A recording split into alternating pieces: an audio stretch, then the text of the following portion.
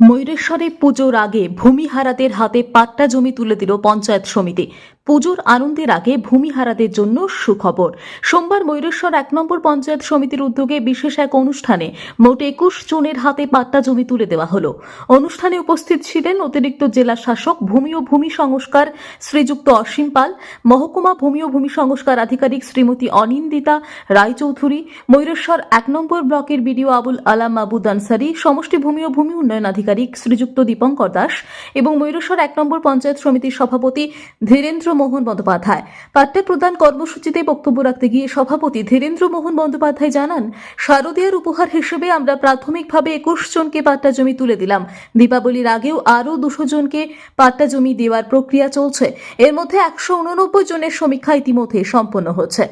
বীরভূমের মল্লারপুর থেকে অঞ্জন দাসের রিপোর্ট, তারাপীঠ টিভি। আজকে আমরা একটা কর্মসূচি নিয়েছি যে ক্রমাগত মুখ্যমন্ত্রী মমতা ব্যানার্জি একটা সিদ্ধান্ত নিয়েছেন যে আমাদের যত লিটিগেশনহীন জমি আমাদের গভর্নমেন্টের কাছে আছে, যেগুলো পাট্টা দেওয়া যাবে বা যারা অনেক দিন থেকে দখল করছে, বিশেষ করে ট্রাইবেলরা বাস করছে সেই জায়গা তাদের এখনও দখলে নাই বা রেকর্ড নাই, সেইগুলোকে পাট্টা বিলি এবং সঙ্গে সঙ্গে রেকর্ড করে দেওয়া। আজকে আমরা ২১ জনের হাতে এরকম পাট্টা দিলাম, সঙ্গে সঙ্গে তাদের নামে রেকর্ডও করে দেওয়া হলো।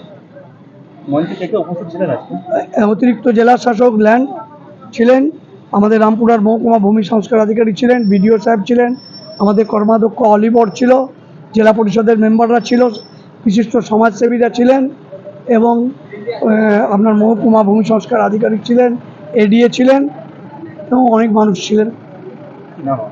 আমার নাম ধীরেন্দ্র ব্যানার্জি, সভাপতি ময়ূরেশ্বর 1 পঞ্চায়েত সমিতি।